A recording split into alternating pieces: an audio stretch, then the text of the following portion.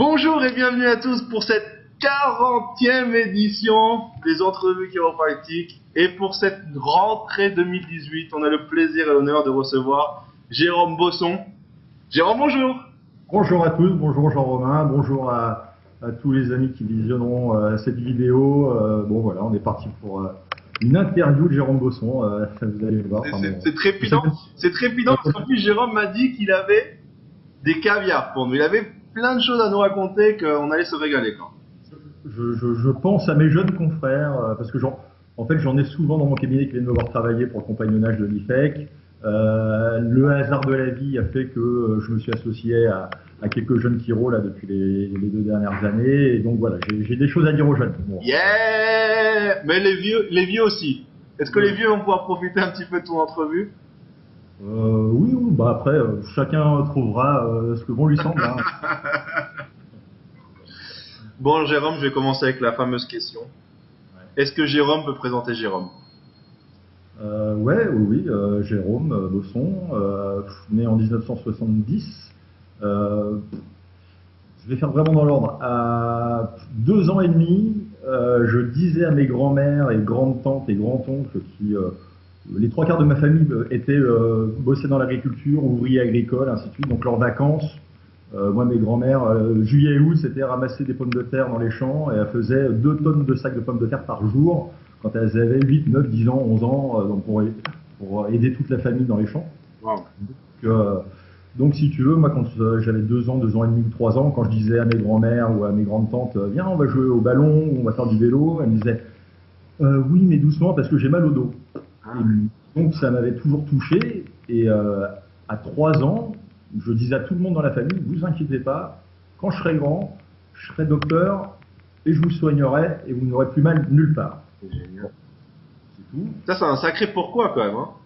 Ah oui, touché par la douleur. Apparemment il n'y avait pas de solution. J'ai voyé se traîner, souffrir, prendre des cachets, et puis bon voilà quoi. Donc, mais enfin, quand tu vois, après quand j'ai été vraiment chiro, j'ai été diplômé et que j'ai reçu mes grandes tantes, mes grands-mères, tout ça en consulte, et que je voyais leur radio, j'ai très vite compris qu'il n'y avait pas beaucoup de corrélation entre la clinique et l'image radiologique, hein, parce que quand je voyais les radios d'une de mes grand-mères, tu me disais mais c'est pas possible, elle peut plus marcher, elle est en fauteuil roulant quoi. Et en fait pas du tout, ça allait très bien.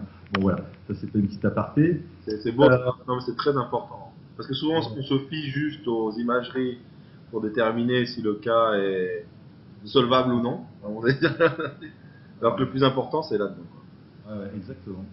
Donc ça c'était 2 ans et demi. Après, autre événement important, 6 ans, été 76, canicule. On allait en vacances avec mes parents, ma petite sœur qui venait de naître, en vacances à Saint-Jean-de-Luz, chez un de mes oncles. Et à l'époque, il n'y avait pas les autoroutes, donc il faisait très chaud.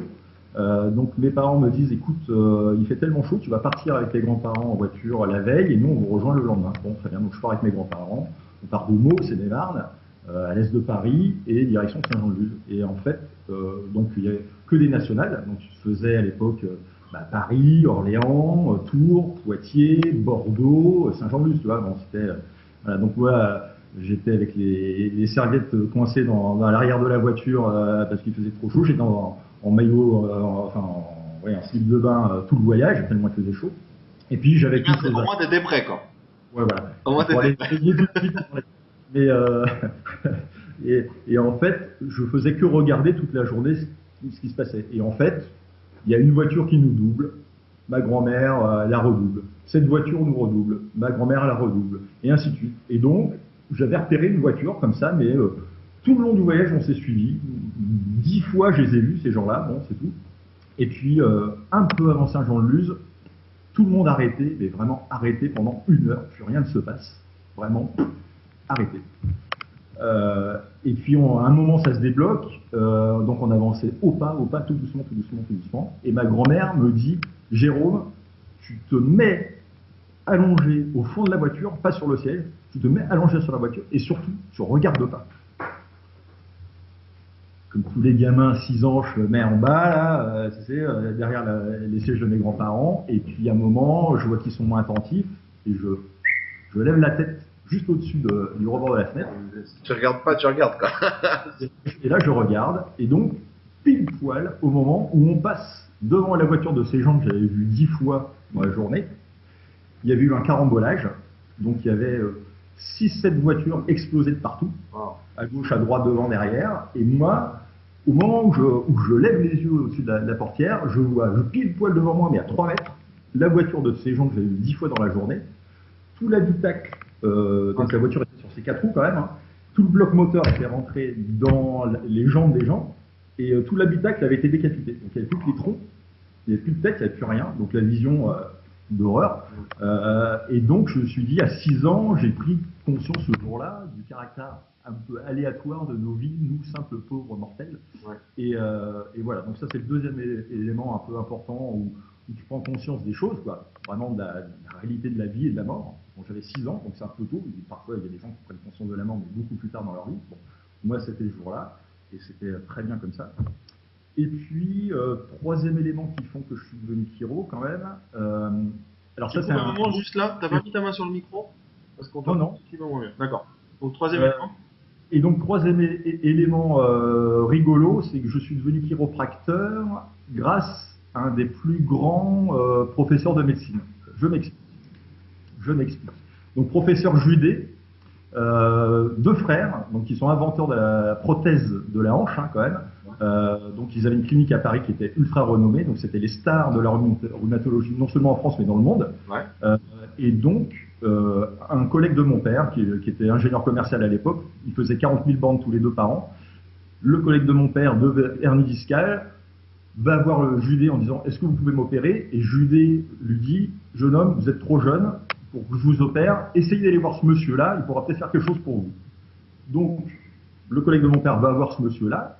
Dan Nicole, chiropracteur, place Saint-Sulpice. Dan le remet sur pied. Et donc, 1 an après, mon père, pareil, sciatique. Donc, moi, je voyais mon père avec les infirmières qui venaient faire les piqûres régulièrement. Il s'en sortait pas, il était hyperalgique, il allait à 4 pattes sur les toilettes, enfin bref. Et donc, son pote lui dit, écoute, tu commences à me casser les pieds avec tes piqûres, machin bidule. Moi, mon chiro, il m'a remis sur pied, je te laisse encore 2 semaines. Si dans 2 semaines, c'est pas mieux, je t'emmène voir mon chiro. Bon, c'est tout. Et donc, il a tenu parole. Un mercredi après-midi, moi, je rentrais de l'école, je vois le collègue de mon père hisser mon père sur la plage arrière de sa bagnole. Et puis, 3 heures après, ils reviennent de Paris et je vois mon père qui marche. Bon, c'est putain, pas mal. Bon, c'est tout. Et moi, à l'époque, j'avais une scoliose déjà. J'avais 10 ans, non, 9 ans.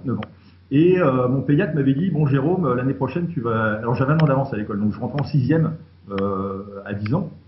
Et donc, il m'a dit, bah, pour t'en rentrer en 6e, tu auras un corset pendant 3 ans avec une talonnette. Donc, le corset, tu te prends là jusqu'au niveau du bassin. Donc, tu apprends ça à 9 ans, tu te fais pas waouh, super. Et mon père, qui venait de se faire sortir de sa sciatique, demande à Dan, est-ce que vous savez faire quelque chose sur les scolioses? Bon, et donc il me dit, bah oui, amenez-moi votre fils. Donc je me retrouve le mercredi après-midi, pareil, place Saint-Sulpice, là. Et puis je vois ce petit bonhomme, oui, le Dan, quoi. Et il m'ajuste le bassin, toggle, machin, bidule. Il me fait un coup d'équerre, met ta main, tu sais, thérapie de localisation sur ma SI, là. Pourtant j'étais sportif, je faisais des scrims, puis rien. Il m'ajuste. À la fin de la séance, vas-y, résiste, fort comme un turc. Je me dis, putain, c'est quoi ce truc? Donc, comme tous les chiros, comme nous tous, on a connu voilà, l'émerveillement du truc. Et puis, donc, j'allais le voir un peu tous les mercredis au départ, puis on a se passé. Et 9 mois plus tard, je retourne chez le pédiatre, qui voulait prendre les mesures pour le corset, ainsi de suite, m'orienter sur un orthopédiste. Il regarde les radios, met sur le négato. C'est une drôle de tête, le pédiatre. Qu'est-ce qui se passe? Bon, penche-toi en avant. Ok, redresse-toi, repenche-toi en avant. Il dit, écoute, Jérôme, je comprends pas, t'as plus de scoliose, t'auras plus besoin de corset. Je fais, ok. C'est ce que je vais faire plus tard. Et donc je suis rentré en 6e et j'ai mis donc à l'époque, les profs en 6e demandaient ce que tu voulais faire plus tard, les gens en 6e. Et moi, en 6e, à 10 ans, j'ai mis chiropracteur. Et donc, après, mon prof principal m'a convoqué 2 semaines après. En me disant mais c'est quoi ce que tu as mis là comme métier chiropracteur? Alors pour le prof, c'était un prof de gym à l'époque, c'est devenu un de mes patients évidemment. Ouais, bon voilà, donc voilà comment ça s'est enchaîné un peu sur la prise de décision de devenir chiro, quoi. C'est génial, quoi. Ah, j'adore cette histoire. Ouais, parce que en plus j'ai une scoliose. J'ai vu justement récemment un message Facebook ou un post ou je sais pas quoi. Les chiros c'était des charlatans parce qu'ils disaient qu'ils pouvaient aider pour les scolioses, etc. Je crois que c'était un kiné qui mettait ça. Voilà, on a tous des cas dans nos cabinets. Ouais. Peut-être qu'il n'y a pas d'études scientifiques dessus, ou sûrement, et peut-être qu'il y a même des études scientifiques, mais en tout cas, on a tous des cas où on a vu des enfants qui étaient au bord de mettre des corsets et qui, au final, ne l'ont pas mis. Quoi. Ça, c'est pour les jeunes. Petit message pour vous, ne vous laissez pas limiter. Oui, non, surtout pas. Ouais. Et donc 10 ans. Donc voilà, voilà comment je suis venu à la chiro, et ça fait 25 ans, tu m'as contacté. Ouais, alors justement, 25 ans de chiro aujourd'hui, c'est là que tu m'avais contacté. Et ça fait 25 ans que je bosse, et alors je m'appelle Bosson, donc c'est normal. ceux qui me connaissent un peu savent que je bosse beaucoup, on ne peut pas échapper à son patronyme. Et donc ça fait 25 ans que je suis joignable et trouvable par des patients 6 jours sur 7. Raconte-nous, t'es parti, t'es resté, tu travailles, je sais pas, t'as étudié où, comment t'es rentré à l'école de chiro? Alors, parce que je suppose que t'as pas 35 ans à l'heure actuelle, donc t'as pas commencé quand t'avais 10 ans. Donc comme tu nous as laissé quand t'avais 10 ans avec ton professeur de gym, qu'est-ce qui s'est passé après quoi? T'es pas genre, je vais être chiropracteur, ah, d'accord, mais je suis rentré, j'ai mis ma plaque chez moi, j'ai commencé à ajuster les gens. Ça fait 25 ans que je fais ça. Donc du coup, bon, moi je me suis fait soigner par Dan. Voilà, dès que j'avais un petit peu de travers, mes parents se faisaient soigner par Dan. T'allais tous les combien chez Dan? Tu te souviens à peu près? Au début, pour la scoliose? Ouais. J'y allais tous les mercredis, peut-être pendant de souvenirs, peut-être 5-6 fois. Après, ça a été un 15 jours, 3 semaines, un mois, et puis voilà. En fait, ouais, il y avait déjà un plan de traitement, c'était pas juste tu viens 3 fois, il y avait quelque chose de construit derrière. Oui, tout à fait. Et après, tu allais en prévention tous les combien? Après, on se faisait, mes parents, moi, on se faisait un petit check-up, je dirais, minimum 2 fois par an, ouais. Minimum 2 fois par an. Et c'était, c'est plus, enfin, pour mon père qui avait des problèmes lombaires, c'était plus souvent, mais bon, moi, je continuais à faire de l'escrime, donc j'y allais régulièrement, ouais. Et après, donc moi j'habite à Meaux, ouais. Et il y a un jeune chiro qui s'installait à Meaux, Philippe Balança. Donc moi je l'ai connu, j'avais je pense 12-13 ans. À l'époque jeune alors. Comment? À l'époque, je dis c'est un jeune chiro qui s'installait. Et lui travaille, la première fois que je vais le voir, il me fait des points, il me fait inspirer, bloquer des points.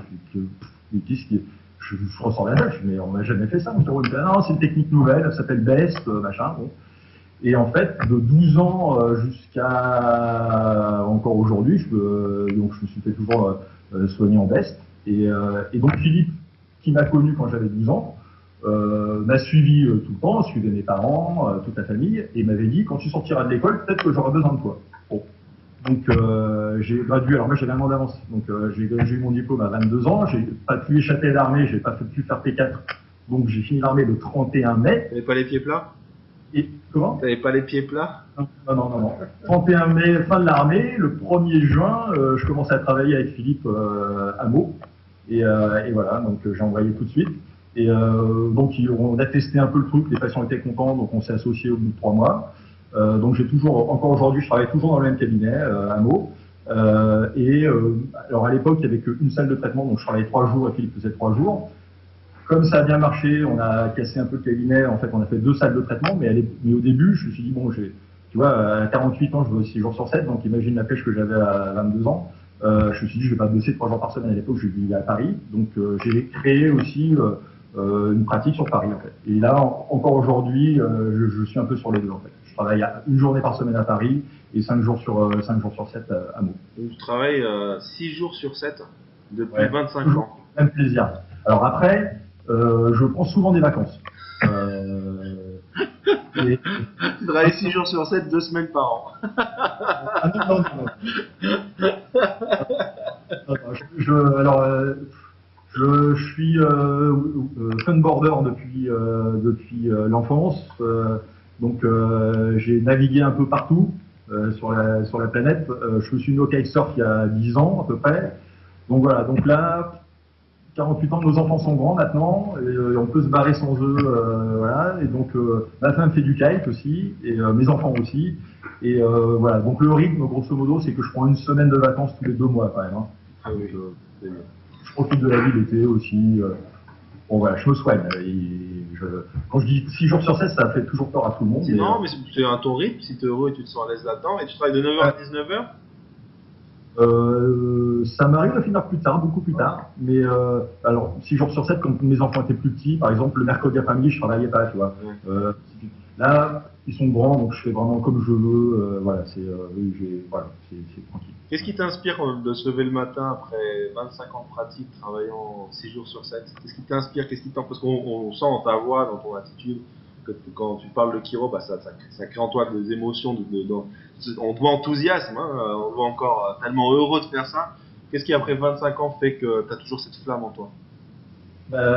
J'ai jamais vu 2 personnes pareilles sur Terre, déjà. Et chez une même personne, en fait, je n'ai pas de plan de traitement. C'est-à-dire que je travaille pas de manière symptomatique. Je veux soigner la personne dans son ensemble. Et en fait, même un patient que je suis, j'ai des patients qui viennent me voir depuis 20 ans, que je suis depuis 20 ans. Je connais toute leur vie, leur histoire, ainsi de suite, personnelle, familiale. Je connais des familles entières.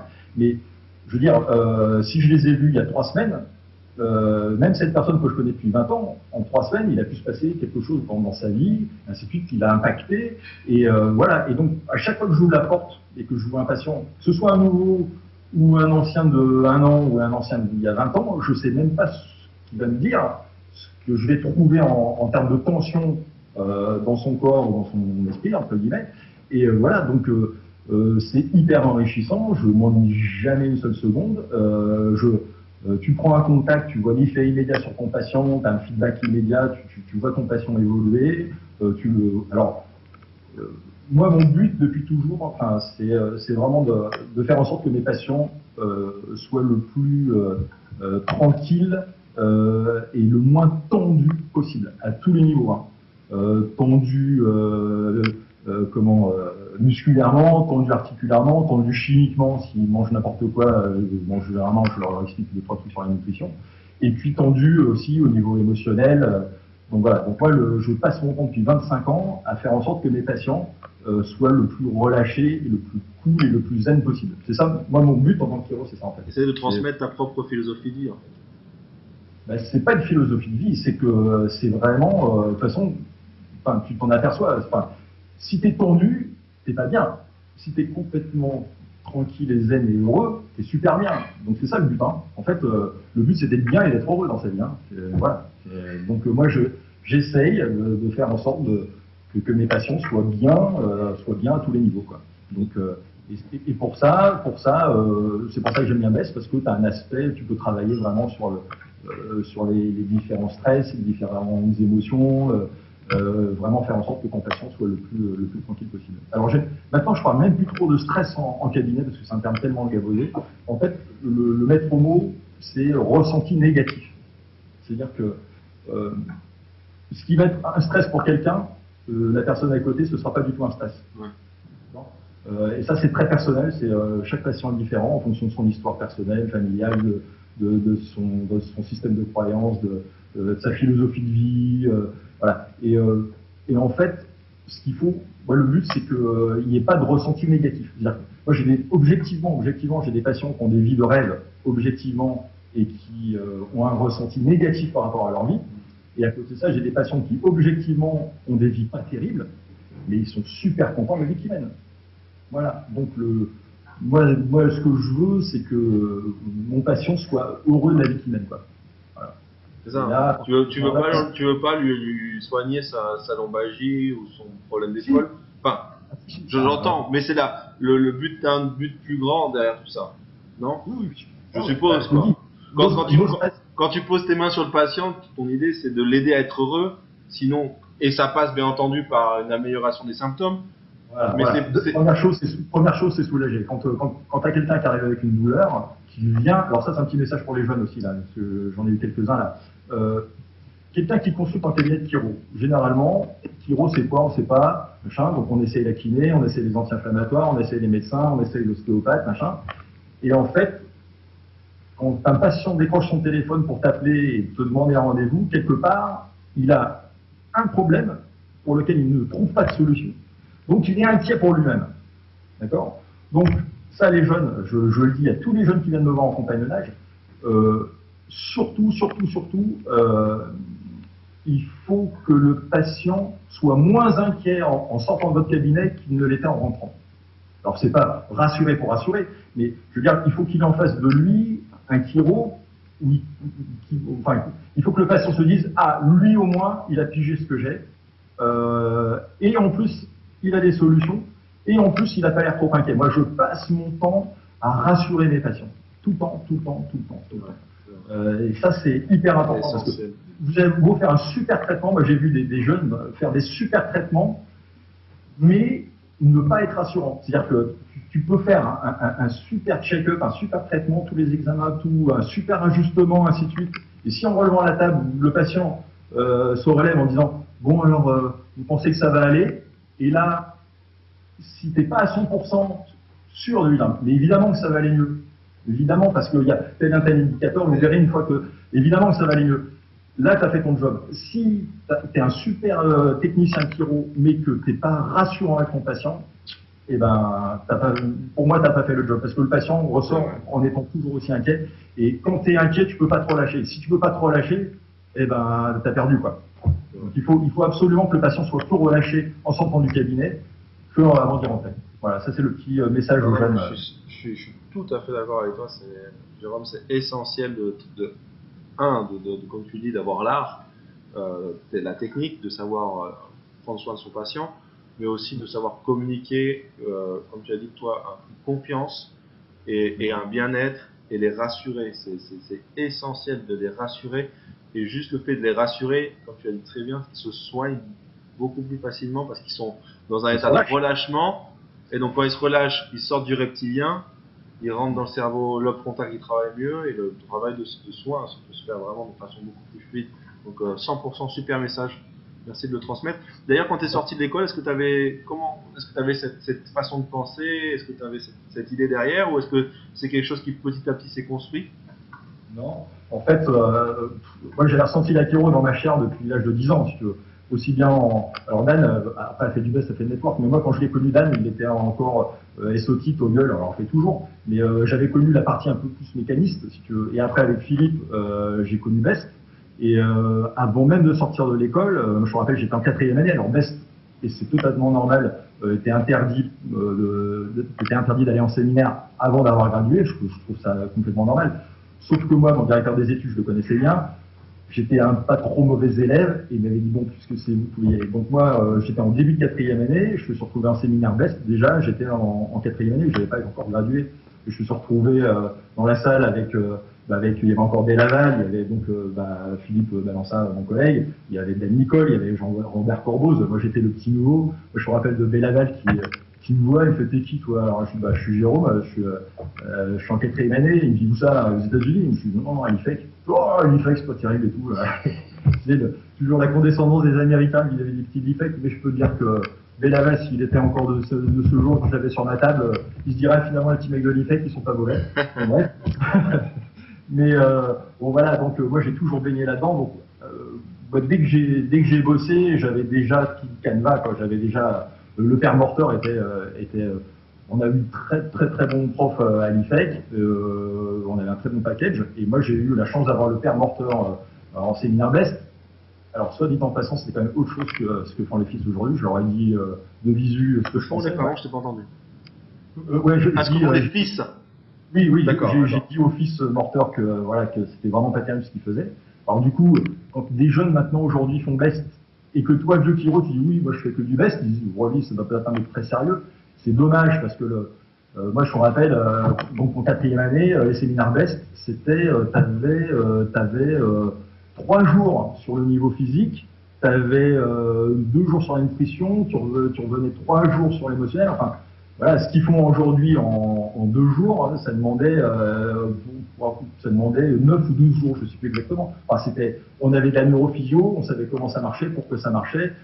Et c'est marrant parce que j'ai été voir Coloca à l'IFEC pour présenter ses travaux, où il t'explique, oui, je pense qu'en envoyant les impulsions, ça alerte les fuseaux neuromusculaires, les récepteurs Golgi, ainsi de suite, donc c'est une action au niveau du système nerveux central. Là, je suis allé voir la présentation d'Heidi Avik récemment, qui pareil peut parler de la proprioception, ainsi de suite.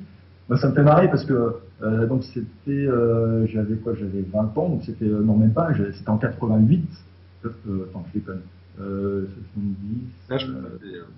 Ouais, enfin, dans les années 90, le père Morter t'expliquait déjà tout ça. Donc c'était déjà, il y avait beaucoup de neurophysiologie, c'était super intéressant. Et donc quand tu posais tes doigts sur un patient, tu savais déjà que tu alertais les propriétateurs, informais le système nerveux central, que tu avais une réponse derrière. Et c'est pour ça que moi j'ai toujours été très tranquille avec les mécanistes. Et j'ai essayé d'expliquer ça en long, en large, à travers à tous mes collègues mécanistes, entre guillemets, de ouais, les techniques émotionnelles, machin, tout ça.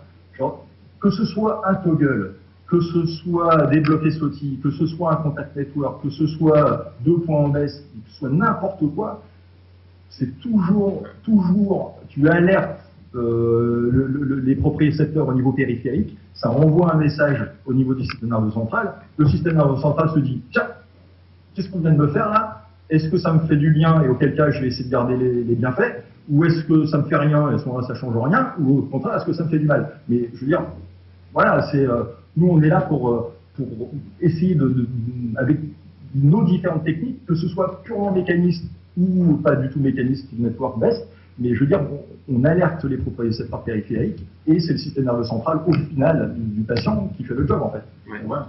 Donc et c'est pour ça que quand des patients me demandent vous me conseillez un chiro, je suis pas là en train d'envoyer un message en disant je cherche un chiro best exclusif à Marseille. Moi je prends le premier des mecs à Marseille, je préviens les patients, je leur dis vous savez, tout le monde ne fait pas ma technique, si ça se trouve ils vont me faire traquer, mais ce sera très bien. Il n'y a pas de condescendance ou dire cette technique est mieux que voilà, on s'en fout quoi. Moi, je suis pas sûr que les gens cherchent par condescendance, sinon parce que pour rassurer le patient de se retrouver dans un environnement avec une technique qu'ils connaissent très bien. Et après, ça peut être les patients aussi qui cherchent spécifiquement ça parce qu'ils sont à l'aise. J'espère que c'est ça, mais je suis pas certain parce que. Moi, c'est ma perception en tout cas. Pour avoir des discussions avec certains de mes collègues qui étaient purement mécanistes, quand tu leur parles de best, ils disent attends non, c'est du coup, bon, voilà, il y a quand même. Voilà, il y a quand même. Je pense qu'il y a tout. Il y a sûrement des gens qui cherchent parce qu'ils pensent que les autres ne sont pas capables, mais d'autres gens qui cherchent pour rassurer le patient. Et d'ailleurs, justement, en parlant de best, il y a plein de jeunes qui voudraient peut-être en savoir plus sur best, mais effectivement, peut-être l'enseignement best donné à l'heure actuelle par l'Institut Best n'est pas de la même qualité qu'avant, parce que Père Morter est décédé. Comment ils peuvent faire les jeunes justement pour retrouver l'esprit, l'âme de Best? Bah, il faut qu'ils m'appellent. Non, mais oui, pourquoi pas. Enfin, oui. Enfin, s'il y a des jeunes qui sont déçus et je les comprends. Moi, je l'ai carrément dit au fils. Je leur ai dit ce que vous faites, ça va pas, quoi. Et bon, bref. Et s'il y a des jeunes qui ont fait Best en France et qui trouvent que voilà, ça va pas, ils peuvent m'appeler. Moi, je peux les recevoir, je peux leur montrer des choses, leur expliquer tout le fonctionnement de A à Z pour qu'ils soient confortables avec la technique. Parce que là, clairement. Tu arrives en séminaire Best, on te dit fais ci, fais ça, mais on t'explique pas le pourquoi du comment, on t'explique rien. Voilà quoi. Donc c'est un peu compliqué de mettre en pratique Best de la manière dont c'est enseigné par les fils. Quoi. Ouais, ça c'est un peu compliqué, je pense. Alors parlons un petit peu de ta pratique. Comment tu travailles? Est-ce que tu as une assistante? Est-ce que tu reçois tout seul? Est-ce que tu travailles en salle fermée, en salle ouverte? Est-ce que tu travailles pieds nus avec des chaussettes? Est-ce que plutôt slip ou caleçon? Plein de questions qui nous intéressent donc. Dans une petite chemise. Alors, quand j'ai commencé, j'avais 23 ans, j'étais un peu jeune. Donc j'ai cherché à me vieillir, je mettais une cravate, j'avais des belles chaussures bien cirées, tu vois, pour faire un peu sérieux. Et puis 2 ans après, il y a eu une canicule, j'ai retiré la cravate, je ne l'ai plus jamais remise. Donc non, écoute, je fais un pantalon, une chemise classique. Je travaille en one-to-one. Depuis toujours, je n'ai jamais eu de secrétaire. Je traduis le one-to-one. Ça me permettra, ça le permet en individuel. Je suis pas en open room, je travaille de manière très très classique. Voilà. Et pas de secrétariat, j'ai mon portable. Voilà. Moi je cherche vraiment à être le plus simple possible. Quoi. Comment tu communiques la chiro avec tes patients? Comment tu arrives à leur faire passer le message chiropractique? Alors, je fais pas de conférence. Voilà, je suis vraiment un peu à l'ancienne. J'ai même pas d'ordi. J'ai des fiches papier. Enfin, voilà. Jérôme Pierre à feu. Mais voilà, tranquille, vraiment tranquille, no stress. Et non, donc, écoute, je leur explique un peu ce que je vais faire un peu au départ. Et après, ils découvrent au fur et à mesure, ils sont soulagés. Et voilà, je leur explique les choses vraiment au fur et à mesure de ce que je retrouve en fait. Voilà. C'est-à-dire que t'as pas, entre guillemets, un discours type quand ils viennent pour leur expliquer la chiro, en leur présentant la colonne, le système nerveux, etc. Ils viennent, ils s'assoient dans ta pratique et tu leur demandes, alors qu'est-ce qui se passe et tu leur fais une anamnèse et c'est un peu ça le style, non? En fait, j'ai beaucoup de monde dans mon cabinet et j'ai pas le temps. J'ai pas le temps. Enfin, clairement, je peux pas prendre une demi-heure pour expliquer ce qu'est la chiro avant de bosser. Enfin, moi j'ai une bonne pratique. Voilà, ça fait 25 ans que tu travailles. Donc, avec une courte patientèle et j'ai pas le temps enfin, je le prends pas, ou peut-être que je suis feignant, j'ai un petit côté no stress, un peu feignant. Donc non, je leur explique les choses au fur et à mesure qu'elles se déroulent dans le cabinet en fait. Ouais. Okay. Et tout à l'heure tu nous as dit qu'une des clés de la réussite d'un cabinet, d'un soin, c'était de rassurer le patient. C'est une des clés, ouais. Est-ce qu'il y a d'autres choses qui tu penses essentielles pour les jeunes ou pour les moins jeunes qui nous regardent de mettre en place dans leur cabinet pour justement pouvoir développer une patientèle de qualité et travailler dans le bien-être?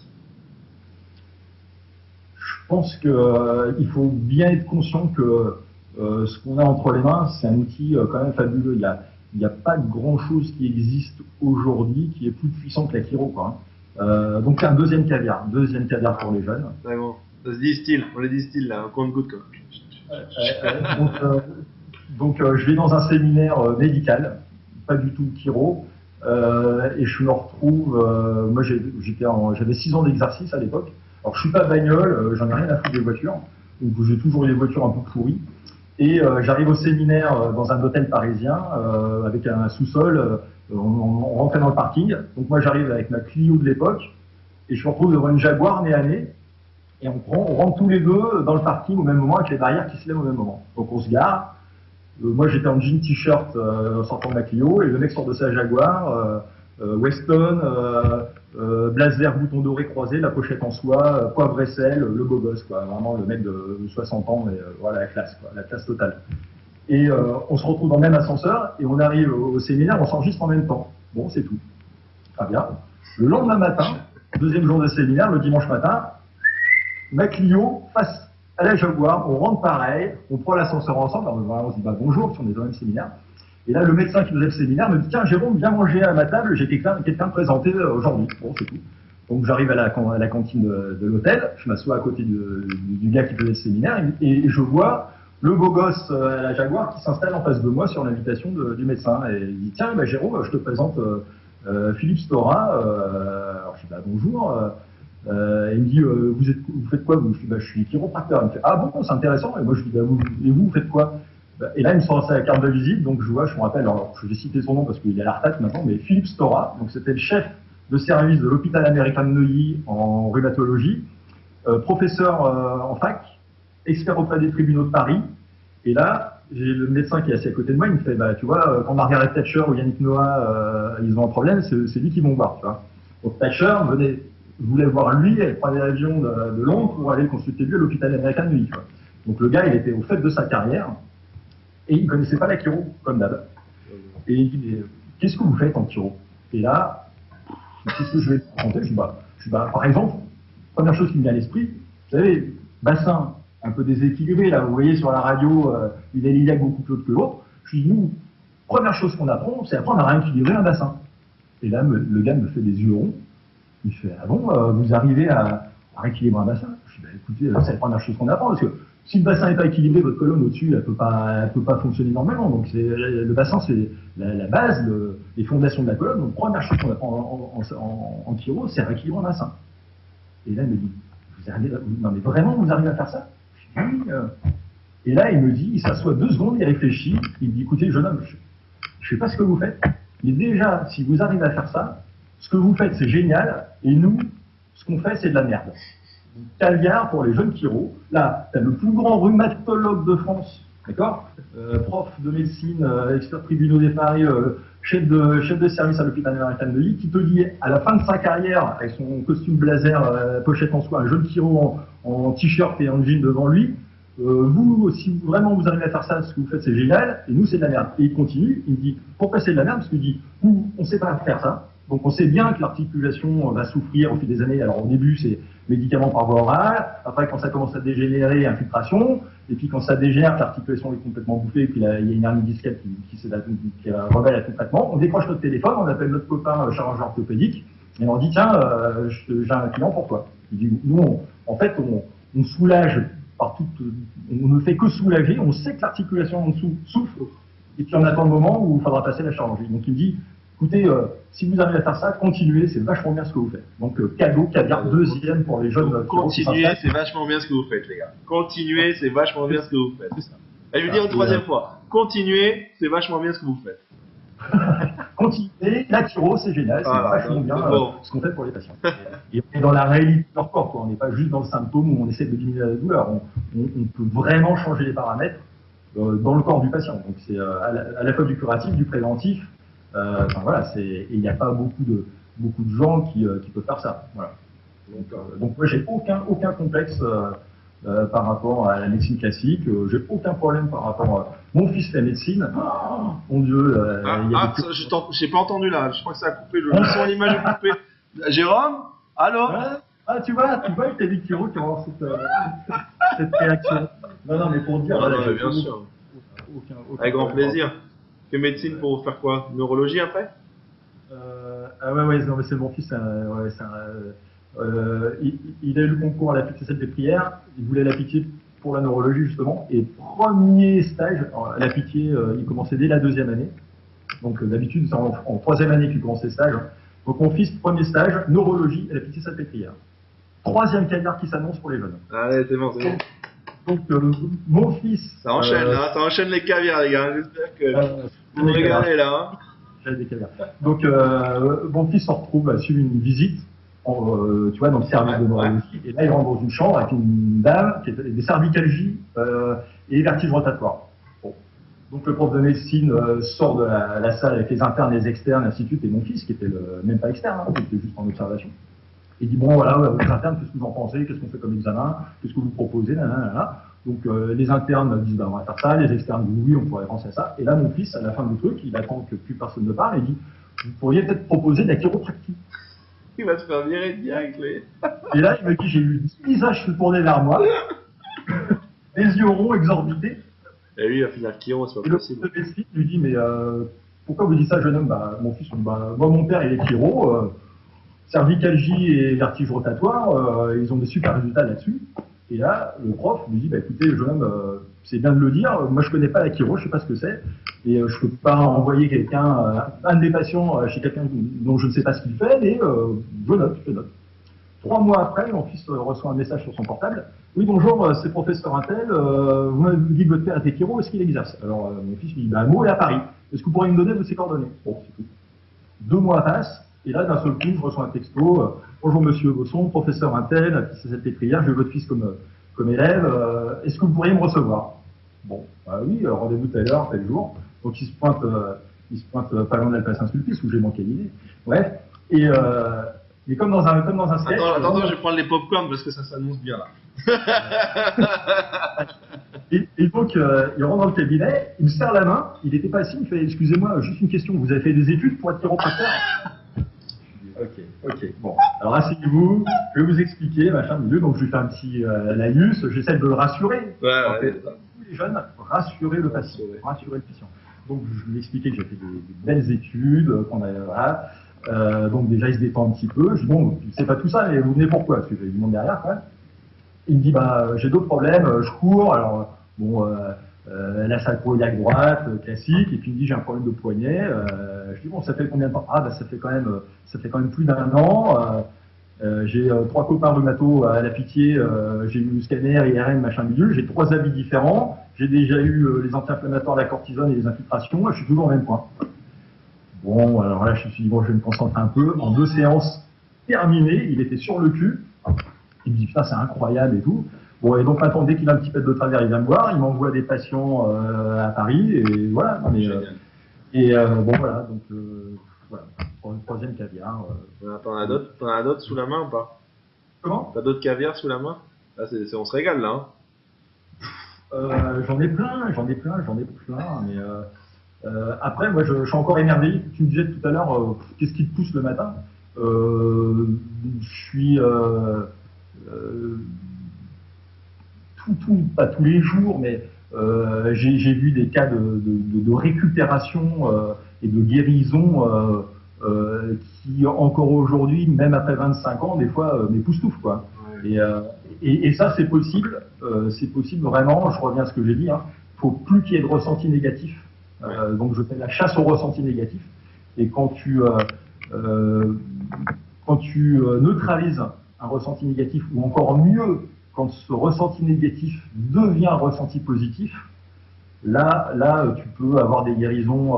Voilà, j'ai des eczémas purulents, rebelles à tout traitement, une séance terminée alors que la personne est suivie depuis 20 ans à Saint-Louis, à Paris. Enfin, voilà, des trucs fun, quoi, des choses, voilà, et tout est là, quoi, tout est là. Tout est complètement positif. Ce que j'aime beaucoup, c'est ce mot que tu as utilisé plein de fois, c'est émerveillement. Ah oui, Émerveillement. C'est clé, moi, c'est clé. c'est en fait, enfin, c'est le pouvoir d'auto-guérison du corps, hein, c'est ça. Hein, moi, je m'amuse. Je vérifie tous les jours en cabinet. Il y a 2 étés, là, comme un couillon, je faisais des travaux chez moi. Je descends l'escabeau et j'avais ouvert des fissures, tu sais, avec un instrument en fer comme ça, là, Ouais. un triangle. Je me plombe sous le pied, quoi. Et donc ça commence à pisser le sang. Je bossais 1 heure après. Je regarde un peu profond et tout. J'appelle une copine qui me fout des stéristrips et elle me dit ouais, va peut-être falloir faire des points. Et là, tout de suite, comme je connais un peu les choses, plutôt que de m'énerver contre moi-même et de me dire putain quel con, ça tombe mal, ça fait chier, c'était pas le moment que je me blesse. En plus, j'avais une session de kite qui était prévue 2 jours après chez des potes du côté de Deauville. Donc j'aurais pu m'énerver, ouais, je vais louper ma session de kite, voilà. Non, je suis resté.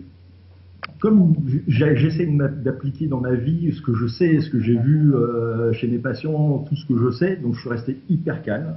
Je me suis dit, c'est une bonne leçon, je vais pas être pieds nus, machin, je vais rester calme, je suis vraiment resté hyper zen. Euh, donc ma copine m'a dit, t'en as au moins pour 2 semaines vu comment c'est profond. Je suis resté zen. J'ai même accompagné ma femme sur la plage pour qu'elle fasse du kite avec mon pote. Donc il naviguait devant moi. J'aurais pu être hyper vénère, tu vois, de louper ça. C'est des conditions parfaites à Cabourg. Enfin bref. Je suis resté d'un calme et je remerciais mon pied de guérir rapidement, ainsi de suite. En 2 jours, c'était refermé, mais nickel de chez nickel.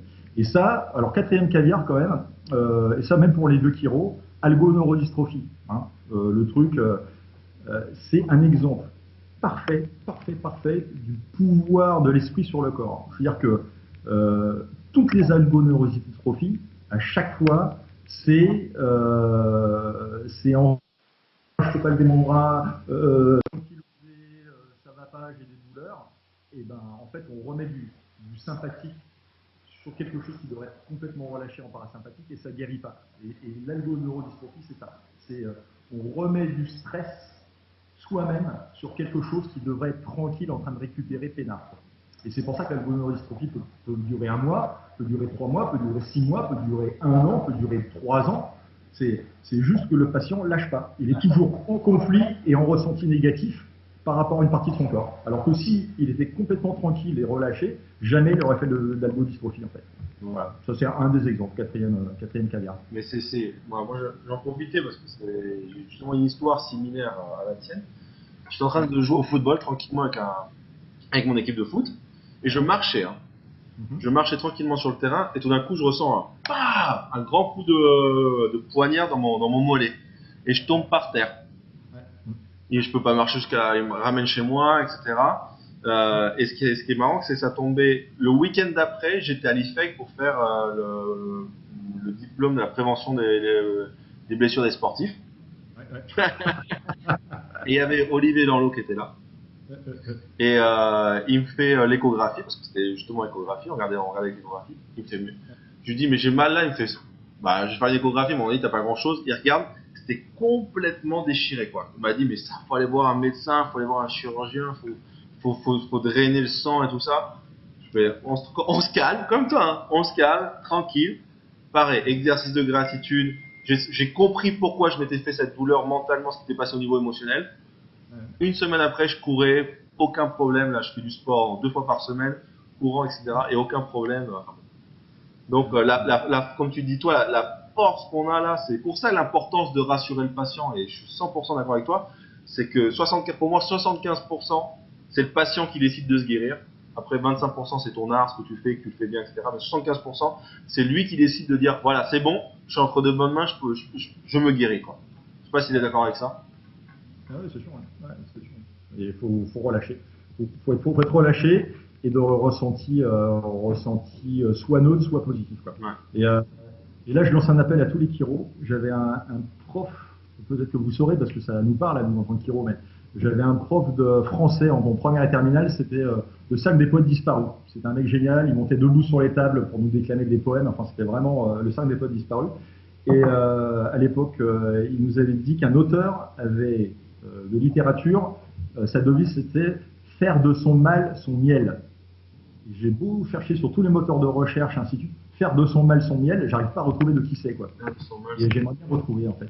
Wow. Parce qu'en fait, le mal est là pour t'apprendre quelque chose, pour te faire avancer, évoluer, te remettre en question sur certaines choses, et voilà, quoi.